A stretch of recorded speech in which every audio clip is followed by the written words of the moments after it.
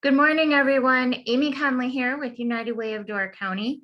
Today, my guest is Gina Fellhofer. Gina, can you please introduce yourself to everyone? Hi, as Amy said, my name is Gina Fellhofer. I am the one-woman show for Healthy Families Door County, a home visitation program of Family Services of Northeast Wisconsin. And I've been doing this Wonderful. for like 24 years. I've been Yes, there as long as Amy's been at United Way.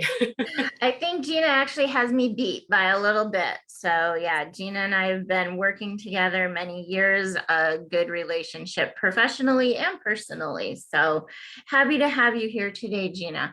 And so, Healthy Families. So, what is Healthy Families?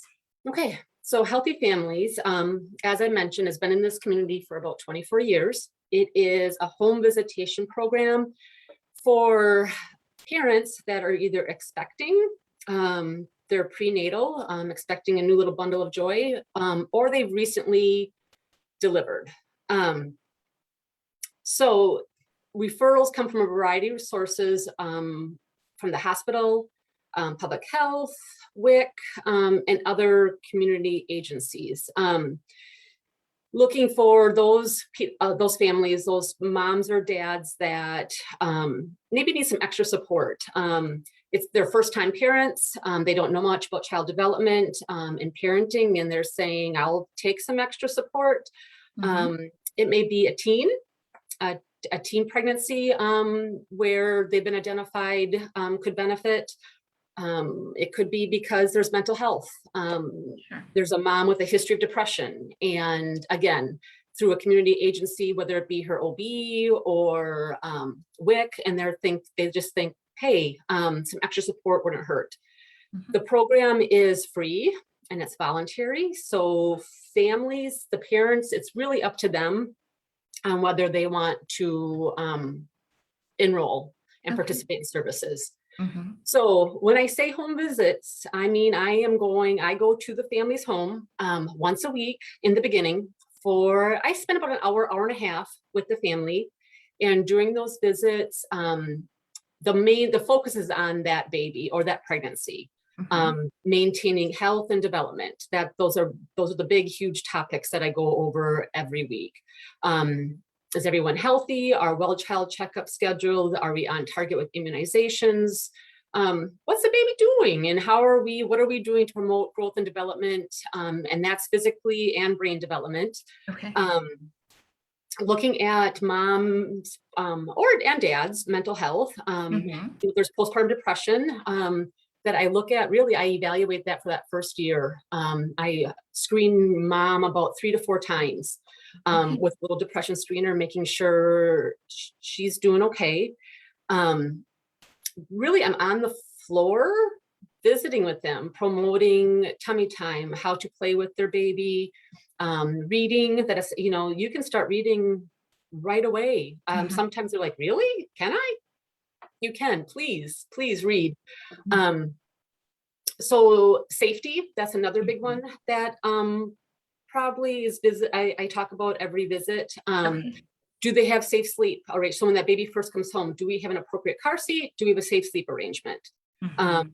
and then as baby starts to move, what else do we need? Do we need gates? Do we need cabinet latches, outlet plugs? Those are all items that, with the generosity of our community, private donors, churches, that I'm able to provide those items to families. I use a curriculum called Growing Great Kids. And so every week I try to bring in a piece of that. And that is either talking about at 6 months, what should your baby be doing Sure. in these areas of development? Or it's at 6 months, this is nutrition wise, what you should be doing. And it provides activities. So a lot of times I'm bringing in handouts, how to sing to your baby, how to promote language development. So activities, it's step by Mhm. step telling parents, hey, let's try this with your baby. Um, Wonderful. so what I mean, looking at So, nutrition, the yeah. safety, and I can help with emergency supplies. Mhm. Again, through the generosity of our community, local churches do diaper drives for us. So I have diapers and wipes, and those types of needed items to help families out. Good. So as the kids get older, so say you start with that family when the child's an infant and you're there once a week, and then they're 2 or 2.5, are you still going once a week to visit them? No, I No. am not. No. Okay. Um, so our goal is, that once a week is really intensive. I mean, if you think about it, having someone come into your home once a week for an hour and a half, it's a big commitment. It really Mhm. is. So I'm hope that first year is so critical around development. And there's a lot of checkups and immunizations that happen that first year. So we want to be tracking that. So typically around the first birthday, and as families are connected to other community resources, they're feeling more comfortable in their parenting role, I decrease the amount of time I'm spending with them in the home. So Okay.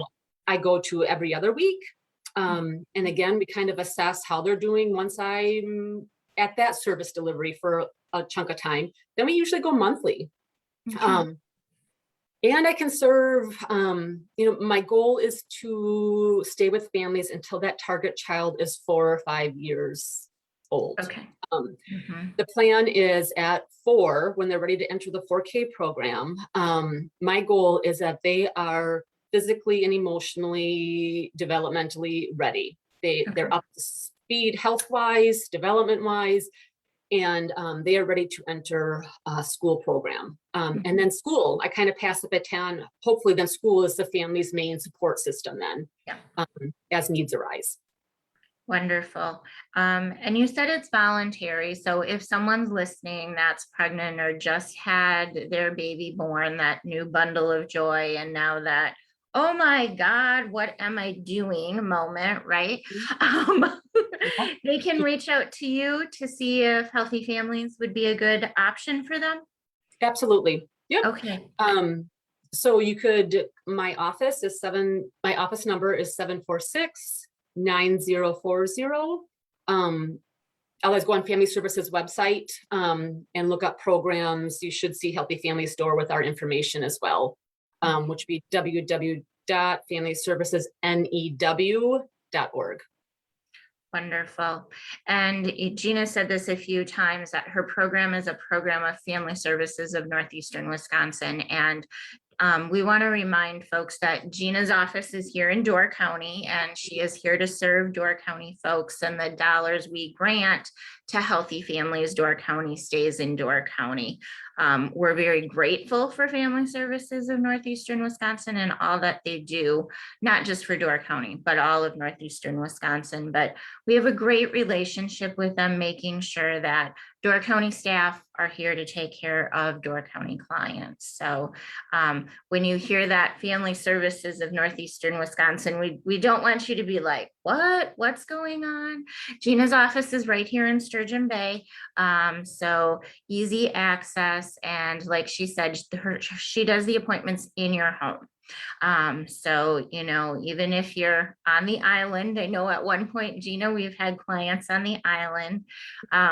Gets a little harder, but you make it happen, right? So I appreciate you pointed that out, Amy. Yes, I am located in Sturgeon Bay and serve entire Door County. So the southern part of our county, all the way, I have served a family, there's been the island and there's been Gills Rock, where it took me an hour of travel time one way to visit. And then it literally was a half day to serve the one family, but we serve the entire county. It's not just Sturgeon Bay, Northern Door, Southern Door, entire county. And as Gina said in her introduction, she's currently a one-woman show. So if there is a wait for you to get into the program, please understand that's why. We're working hard. Family Services is working hard. Every year when United Way says we need to raise more money and people say why, this is a great example of why, right? We'd love to have a part-time person there helping you, Gina. So that's why when people say, Amy, you always ask for more money. And I always say the needs are still there and greater because programs like Healthy Families have a wait list, and we wish that we had more staff to serve more families. I agree. I mean, we would love to build capacity. Yes. So that anyone that wants home visitation can have home visitation. It's really challenging right now to truly market the program for fear that if we market, they will come. And it doesn't feel good having to turn people away. So yes, the need to build capacity in this program is there. Yeah, and a few weeks ago, maybe even a month ago, we did our interview with Rebecca Nicholson with the Partnership for Children and Families, our community connector. So if you're one of those folks on Gina's wait list, or she has just said, sorry, we cannot help you, please know that that program is there. You can talk to Rebecca about what your needs and challenges are, and she can then help you get connected to those services. It won't be that same home visitation program, but at least she can help you get connected to other services that can help you as you're having, as I said earlier, that moment of what do I do? Yep, good point. Yep. Yeah, we're all doing the best we can right now. Exactly. So Gina, we end every one of our interviews by talking about our ALICE population, and ALICE stands for Asset Limited Income Constrained Employed. And the employed piece is kind of optional. Some people in the ALICE budget are employed and some are not, but it's typically your folks above poverty level that are kind of living paycheck to paycheck or living off of savings. So how does a program such as Healthy Families help a person who might be in that ALICE budget? Okay, so to be truthful, either majority of my folks that I visit with are, I would say, are ALICE, or they're at the poverty level. So part of our weekly visits is not only focusing on the baby, but it's taking care of that entire family unit and what their needs are. So a lot of times our financial stability is a piece of our conversation. How are you doing with rent, utilities, food security? My job then is really to connect them with as many community resources that they are eligible for and would benefit from, to hopefully help them with some financial stability. So it may be talking to them, have you applied for housing? Oh, no, I haven't. Even if they would contribute $100 to your rent, it's $100 that you could be saving or going elsewhere with. So making those connections, WIC, food share, Doortran, if it's, need of car repairs or transportation issues. So really my goal is really to connect them with as many community resources as I can to hopefully so that they can maintain financial stability.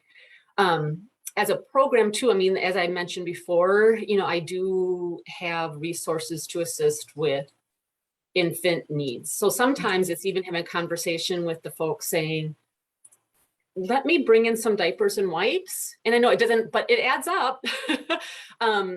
So that you can put that monthly budget around that towards, if you're running short for utilities this month, let's put that money towards utilities, because I can't help with that, but I can help you with the infant stuff. So just having those weekly conversations and check-ins. Sometimes, everything is good, and sometimes there's a crisis. Something happened and we're not sure how we're going to pay rent. So what are the resources in the community that could assist you with getting that rent paid? And then how do we move forward from that and planning? Yep, and that is so true with those ALICE families. It's that crisis comes up. So something happens with the car, or if they own their own home, something happens with a water heater or something like that. And it just messes up that budget for a month or two. So that temporary help, going to a food pantry, saving that $100 on groceries so you can put it towards a different bill, all of those things really make a difference. Yep. Good. Well, Gina, thank you for everything you do for the community and Healthy Families. We really appreciate all that you do. And thanks for being here 24 years. So thank you, United Way, for the support over the 24 years. Yes. And thanks for inviting me today, Amy. Wonderful. Well, Gina, you take care. Thank you. Bye-bye, everyone. Bye.